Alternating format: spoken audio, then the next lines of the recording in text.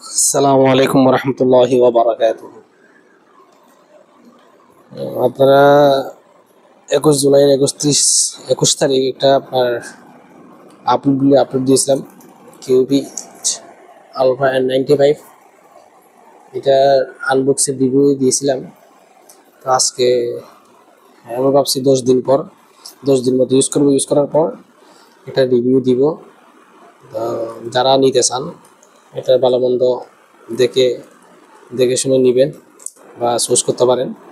তবে এখানে পাবেন ইনশাল্লাহ একদম অথেন্টিক রিভিউটা পাবেন, ইনশাল্লাহ রিভিউটা দিব। তো আমি আমার পরিচয়টা বলি। আমার ব্যাকগ্রাউন্ড দেখতেছেন, আমি একজন হাফেজ।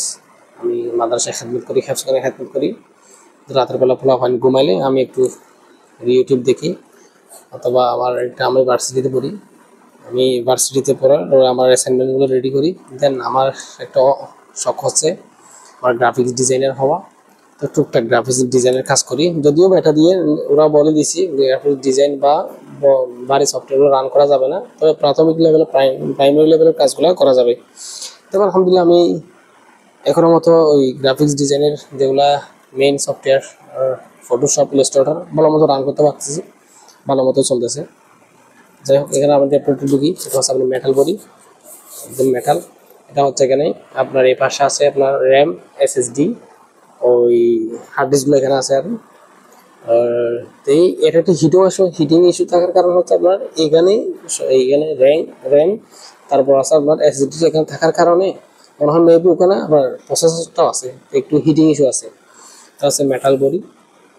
আর যারা ল্যাপটপ আগে থেকে ইউজ করেন এদেরকে এটা যদি দেখেন একটা জিনিস খেয়াল করতে পারবেন, এটা জিনিসটা অনেক লম্বা, এই পাশে অনেক লম্বা।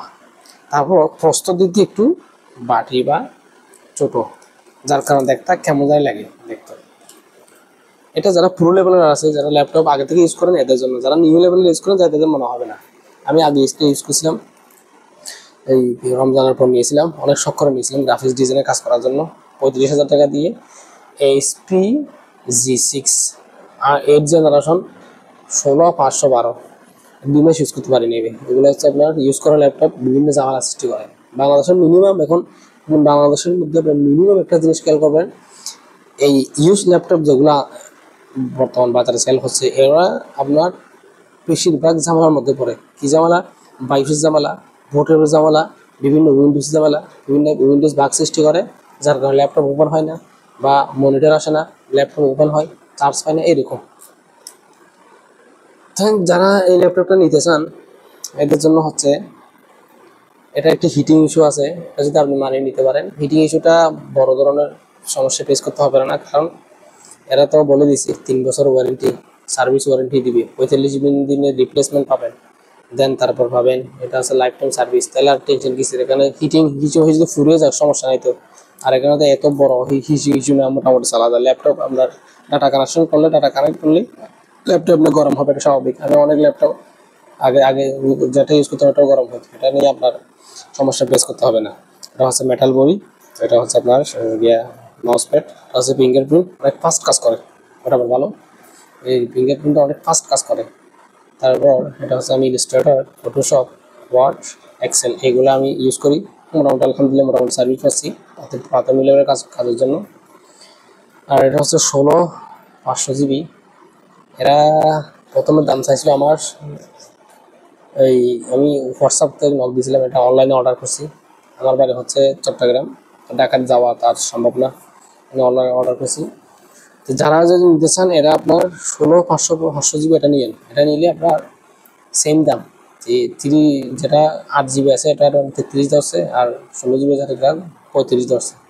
ওটা যদি আপনি কমাইয়ে আপনার 32 দিয়ে হবেন 16500 GB। এটা আমি প্রথমে ভুল করে বলেছি, কি স্টুডেন্ট পরিচয় দিয়েছি, 1000 টাকা ডিসকাউন্ট দিয়েছি, এরপর আমি 1000 টাকা কমাইছি, ওরা কমাই রাখছি। আমি যদি বলতাম ওটা 32 দিয়ে চাইতাম দিত। এটা আমি আমার বন্ধু আরেকজন কিনছে, ওটা 32 দিয়ে কিনছি রংপুর থেকে, আমার ভার্সিটির আমার ডিপার্টমেন্টের একজন ছোট ভাই। তো এটা যদি নিতে চান, এই তো ডিসপ্লেটা অনেক বড়, তো আমি এটার প্যাড দিয়ে ঢেকে রাখছি যাতে ধুলোবালি থেকে বাঁচানোর জন্য। এই ল্যাপটপটা মূলত কাদের জন্য? যারা মূলত প্রাথমিক লেভেলের কাজগুলো করেন এদের জন্য, যারা ইউজ ল্যাপটপ নিয়ে টেনশনে পড়তে না আসেন এটা এই ল্যাপটপ এদের জন্য। এই ল্যাপটপ কাদের জন্য? যারা দীর্ঘদিন ইউজ করতে চান, বিভিন্ন ইউজ ল্যাপটপ কিনে বিভিন্ন সমস্যার সৃষ্টি থেকে মুক্ত চান, তাহলে এই ল্যাপটপটা চুজ করতে পারেন, মোটামুটি ভালোই। আর চার্জ ব্যাকআপ আলহামদুলিল্লাহ আমি পাইছি 2 ঘন্টা 3 ঘন্টা 2.5 ঘন্টার মতো পাইছি, 2 ঘন্টায় ধরেন 2 ঘন্টার মতো পাইছি। আর একটা সমস্যা আছে, চার্জ কেবল স্লো, এটা একদম স্লো।